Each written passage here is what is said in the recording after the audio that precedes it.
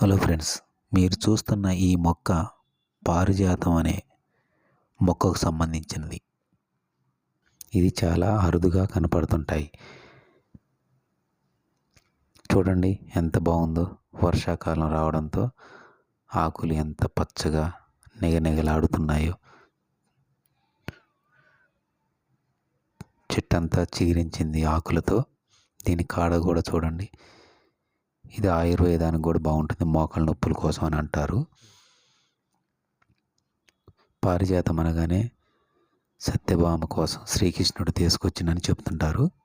దీని గింజలు కూడా చూడండి ఎండిపోయినాయి. ఈ గింజల ద్వారా ఈ మొక్క మొలుస్తుంటుంది. ఎంత గుబురుగా కాసిందో చూడండి. దీని పూలు తెల్లగా ఉంటాయి కాబట్టి ఇప్పుడు సీజన్ కాబట్టి కాయలేదు.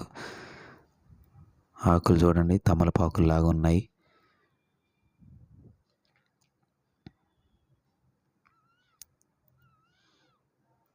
అంత పచ్చిగా గింజలు ఇవి రెండుగా చీలిపోయిన తర్వాత లోపల